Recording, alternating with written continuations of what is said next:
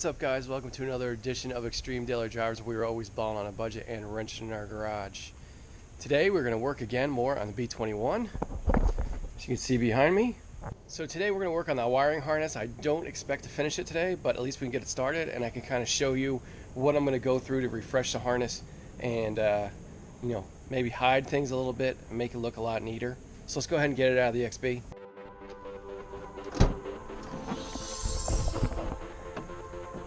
Always keep your electronics in the cooler. You got some stuff here, some wrap, and here is the engine harness. So here you have it, guys. Here is the harness for the B21 in all its glory. Quite honestly, it does not look that bad. This harness is 30 years old. The only thing that I've kind of upgraded or refreshed would be this section right here that I did on the initial kind of startup, but everything else is OEM. We can't just take this worked over 30-year-old harness that's covered in grease and slap it on this beautiful engine. I mean, it would literally be a sin against God to do that. So we're going to basically tear this down, and we're going to rewrap it and reroute some things to make it for a cleaner installation. So a couple things I got to kind of get us started on this, and again, I don't expect to finish it in this video. There's probably going to be a part 2 to this, but I did get some wiring harness tape. Okay, this should be pretty good. It's much better than electrical tape. You could use electrical tape, but this is supposed to be a lot better, and you can read here all the benefits of what this stuff does. So anyway, I'm going to wrap it in that, and I also got some of this. So this is kind of like a nice split loom wrap, and I believe it's 1/4 inch. So we should be able to get some wires in there, and this should give us a clean kind of final outcome. A couple other things that I got to go along with this install. I got this, some electric cleaner. Get this kind of anywhere: Walmart, Amazon, hardware store, or a auto parts store. I happen to get mine off Amazon. I'll have a link down below for all this stuff if you want to do it yourself. Never thought I'd be buying one of these. A seam ripper. This is found in the sewing section of Walmart, or again, you get it off Amazon. But this will help us gently remove that old harness. And the last thing that I'm going to be using is one of these. It's like it's a really sharp pair of scissors that I got with some sort of like grooming kit I bought a long time ago. I've never used them. I think they're for trimming your nose hairs or something. But they're small, they're sharp, never been used in my house, so I'll go ahead and use it on this harness if we come into an area that we just can't cut safely. So there are a lot of ways you can go about doing this. I watched a lot of YouTube videos. I even read some stuff online about how to do it, and talked to some people on the best way to do it. But I think for me, the thing that's going to make the most sense is for me to actually put this on the engine, like install it, and then work backward. So anyway, that's the plan, guys. Comment below if you know a better way to do this, but I'm going to go ahead and get this thing mounted on the engine, and then we're going to go backwards and see if we can get this thing looking nice. So before I go ahead and just throw this thing on the engine, I'm going to go ahead and degrease it with some simple green and a rag and get as much grease off this thing as possible, so I'm not just throwing something greasy on this nice clean engine. Okay, so I got this wiped down fairly well. So anyway, we're going to go ahead and throw this on the engine. To be honest with you, I don't remember where many of these plugs go or what they do, but there's a starting point, which is kind of right here, right? That little bracket right there bolts to the back of the intake. So that's where I'm going to start, just kind of work my way around and see if we can get this thing mounted on the engine. So I got the 2 bolts on here. They're just hand tight. That's obviously not going to stay this way, but it helps divide the harness from one side to the other. And what we're going to do next is we're going to start plugging things in. So right here is a connection, and God, off the top of my head, I forget what this thing's called. Throttle position sensor, something like that. But anyway, before I just go ahead and throw this on here and keep working my way around, I am going to use this electrical cleaner on both ends here to kind of get that as clean as possible.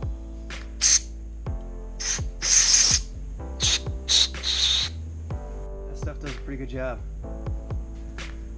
It's much better. Dries pretty fast too.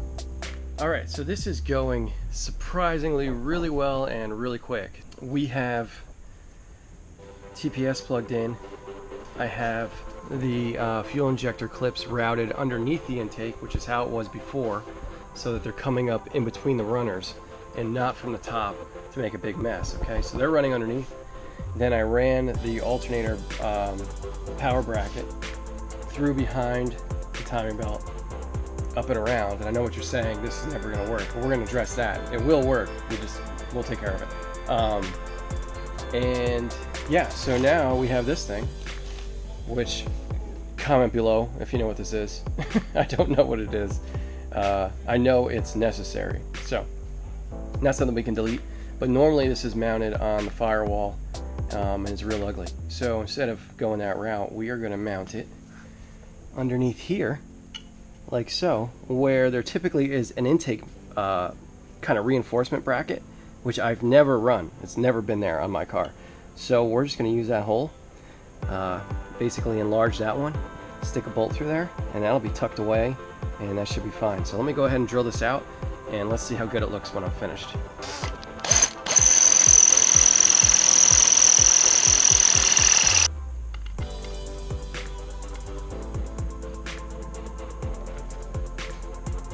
Alright, so we got that kind of mounted there.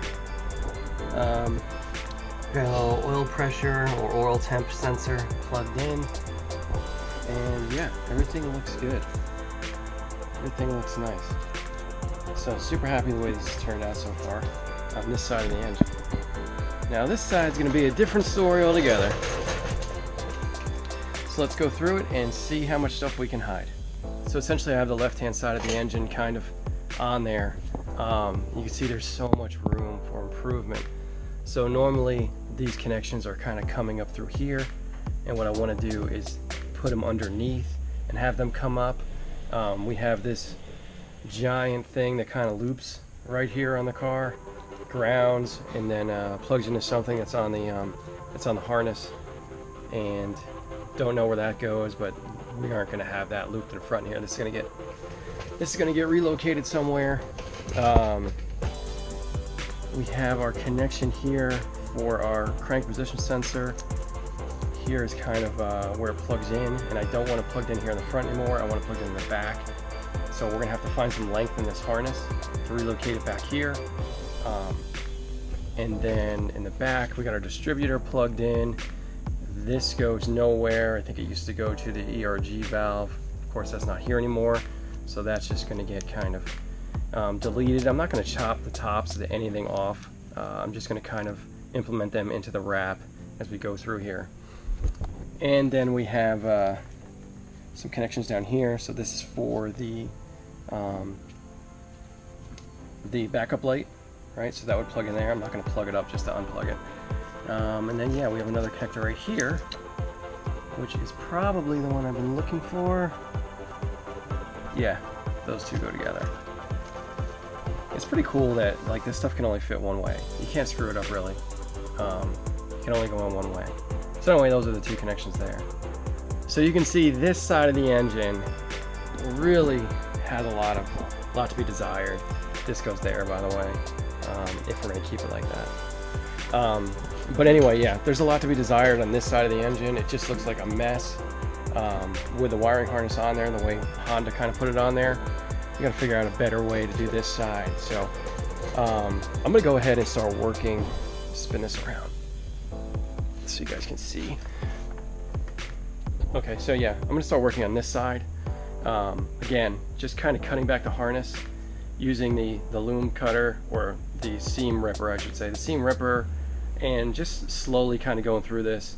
So I'm going to start off with one of the kind of the easiest thing to access, as well as to me going to be one of the most gratifying parts of this kind of wire tuck, and that's the alternator wire and ground. Typically there's a slot over the valve cover for this to kind of like a channel for it to sit into. Then it comes down here, plugs in, and then the ground goes to the ground. So because of this over the top of the valve cover kind of layout, there's a lot of length in the wire. If we're going to go directly from A to B, which is what I want to do behind the timing belt, you can see how much length is left behind. So I'm not about to cut and splice things. I'm not going to do that.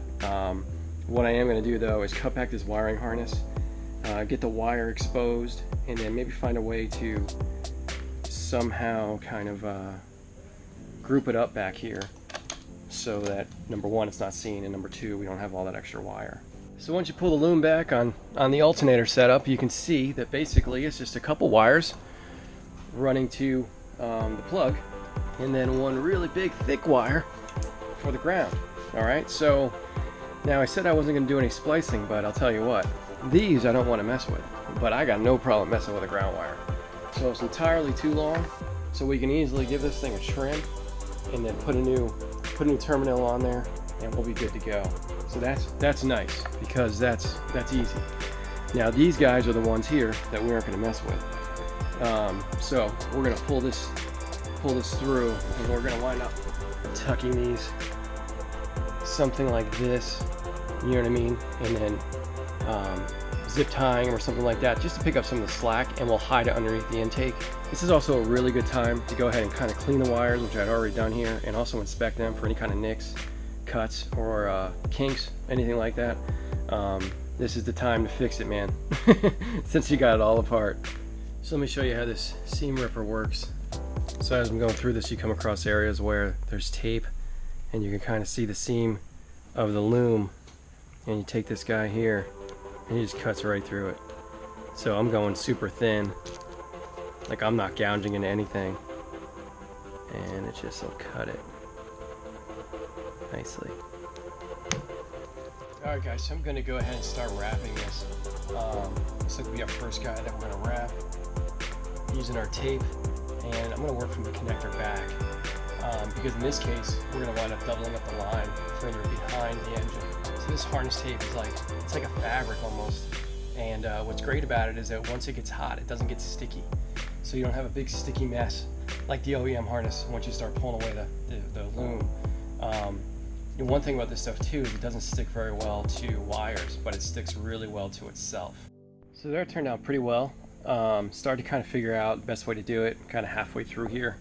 You can see more consistent kind of breaks there in the tape than kind of here in the beginning. I went ahead and stopped and put a little pull tab on that in case I have to back it up, because I did get a little carried away. So remember, it's just going to go here. It'll be like a lot of slack in the back. They'll have to double over. So anyway, I didn't want to go too crazy and have to back it all off. So we're good here. Now we're going to go ahead and run this guy. Figure out the length that we need for this ground. I do have heat shrink, but I don't have a terminal. So I'm gonna have to run to the store, grab a terminal, come back, cut this, as well as grab a couple other things to allow us to run this safely behind the timing belt. So before I ran to the store, I wanted to make sure this kind of worked, and it really does work pretty well. I got the ground and the alternator strap in this split loom, and what's cool with split loom is it allows you to basically, I could tie it off there, tape it off there, have one leg come out, go to the ground post, and then kind of pick up where I left off. You can either use tape or zip ties to keep this clamped so that everything stays protected. I'm going to use zip ties kind of here and there. It does hold itself together pretty well. I mean, as long as you don't overload kind of the gauge of the conduit here, it should stay, right? So it looks good though, huh? Doesn't that look good? Looks awesome. So I just got back from the hardware store, and I was able to pick these guys up, and these are going to kind of be how I'm going to mount a lot of this harness. I also got some terminals here for the ground wire. So just kind of give you an idea of what I got going on here. So I got one of these mounted here, and I can use those holes there to kind of keep that secure. And we got another one right here that we can do the same thing with. So I'm going to go ahead and throw those on there, attach them, and then I'm going to have a good idea of how close we are to the timing belt on both ends. This isn't the finished product or anything like that, but this is to give you an idea of how I'm going to do this and keep it as neat as I can. Alright, so we have really good clearance back here. I got no worries at all about back getting anywhere near this. These clamps that I'm using are nylon coated, so I'm not worried about friction between the actual clamp and the harness. It's a little bit close there. Probably won't be too bad. I can play with that.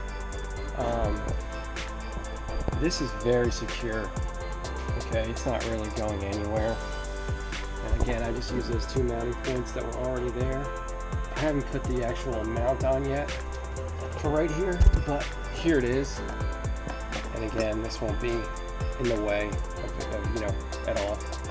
So the only concern right now is right here. That's way too close. Way too close. So what we're gonna have to do is figure out a way to bend this over this way. Maybe use this as a mounting point for one of these clamps, and get it away from the timing belt. I'm gonna have to play with this and figure it out, but for right now I really like the way this looks. So yeah, I think it looks great. This is just a little too close though. Too much possible wiggle room between two things. You know, we can't have anything hit our timing belt. So, you know, finding a way to move this guy over and keep it secure. I mean, even with that clearance, I'm fine with that, as long as there's no wiggle in this loom. You know, as long as I can keep it secure, I'm fine with that distance. Anyway, guys, that's going to be the video for today. I kind of have to run. I got to go to work. Kind of a last minute thing just happened. So I'm going to wrap it up here. But there definitely will be a part 2 to this, and probably a part 3, as I go ahead and fight through this loom to try to make it all look nice and clean. So if you like this video, please like, please subscribe. Hit me up on Instagram, Extreme Daily Drivers. Hit us up on Facebook. Hit us up on our website, extremedailyDrivers.com. Pick yourself up some merch like yours truly, and we'll see you in the next video. Thanks so much for watching, guys. Later.